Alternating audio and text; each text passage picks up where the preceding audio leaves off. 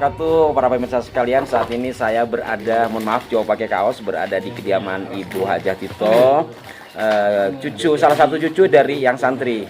Yang Santri adalah cucu dari Pangeran Semburnyowo atau Raden Mas Said yang sering saya ulas, seorang mursyid Thariqah Syatariah, ponakan dari Pangeran Diponegoro, seorang pejuang yang luar biasa yang sering juga saya ulas. Dan malam ini saya mendapatkan diperlihatkan manuskrip ya tentang beliau, bukan tulisan Yang Santri, ini tulisan dari murid muallim Sohibi bin Sanhir dari Betawi tentunya. Di sini ada beberapa keterangan selain berkaitan dengan Thariqah, juga keterangan tentang Yang Santri atau Pangeran Jayakusumo.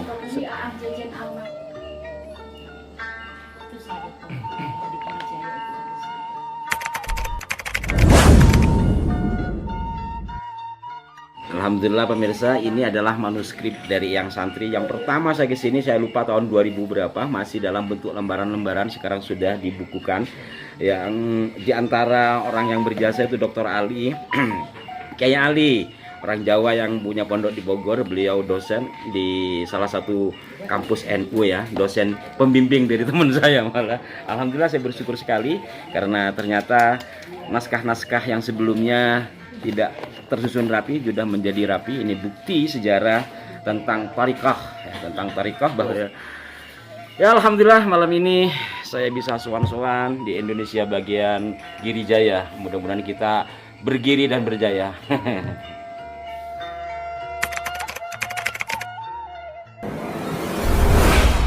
Kusumo ngendiko, Pangeran melawan Belanda tidak akan menang, tapi akan dikenang sepanjang masa Pangeran.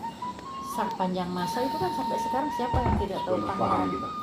Itu yang berbicara Jayakusumo kepada Pangeran Diponegoro, dan itu ditulis dalam pengasingan di dalam hutan. Pangeran tidak akan menang melawan Belanda, tapi Pangeran akan dikenang sepanjang masa. Itu ditulis sama Pangeran Diponegoro di pengasingan. Siapa yang berbicara? Turunannya ke-7 Pangeran Diponegoro. Lah panjenengan tahu dari mana itu? Dah saya kan baca sendiri.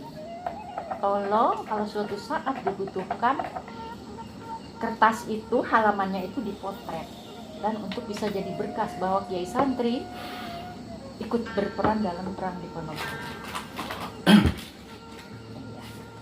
Dan saya ketemu ke Cibatok. Memang saya niat ke Cibatok karena murid Yang Santri ada di Cibatok. Di situ saya menemukan buku. Kakek kami Tuan Goan menjadi mualaf, menjadi Abdurrahman. Kakek kami berguru kepada Kiai Santri di Pasir Muncang, Caringin Masem. Tahun 1888. Tahun 1888 kakek kami Tuan Goan berguru kepada Kiai Santri dan menjadi mualaf 1888 Pasir Muncang. Dan sekarang di Pasir Muncang itu ternyata bekas petapaknya Bung Karno. Ya, di estafet sama Eyang ke Bung Karno.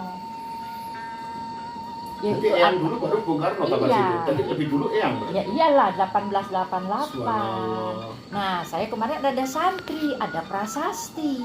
Di sini Bung Karno bertapa di Batu Besar. Nah, Yang Santri di Pasir Muncang, Caringin Masem. Itu ada bukunya. Tadinya saya tidak tertarik dengan buku itu, tapi begitu ada anak santri bawa prasasti Pak Karno duduk di Pasir Muncang, oh jadi Pak Karno disuruh Yang Santri suruh duduk situ.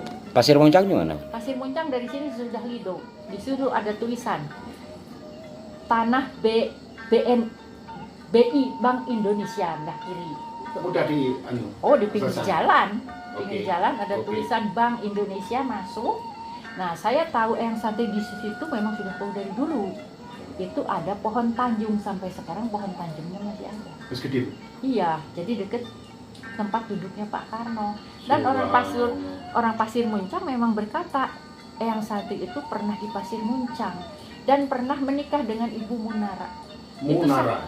Ibu orang-orang santri itu suka kesini, orang sekitar situ. Saya lebih tertarik loh, kok Pak Karno di Pasir Muncang. Jadi estafet dari Pak Karno, wasiat perintah ya kepada Pak Karno untuk bertapa di situ. Oke. 1896, 8 tahun kemudian sudah jadi Kiai Girijaya. Membawa istri Ibu Iok, bukan Ibu Munara. Ibu Munara ditinggal di Pasir Muncang.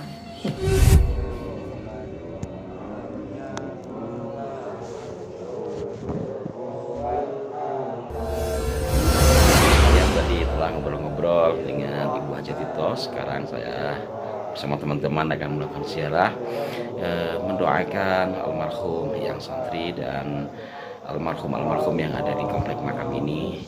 Selain juga ini ungkapan terima kasih kita kepada para pejuang kita, baik dalam keagamaan atau juga di dunia pergerakan menuju Indonesia merdeka, karena yang santri adalah seorang pejuang.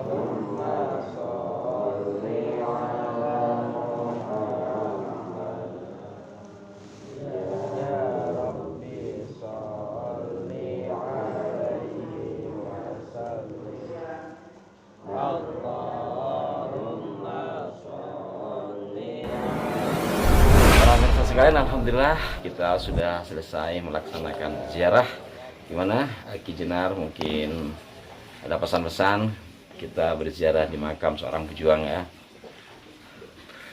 Oke, saudara-saudara, makna hakikat ziarah adalah kita meluhurkan leluhur dengan pola pikir dan laku luhur. Demikian, Rahayu.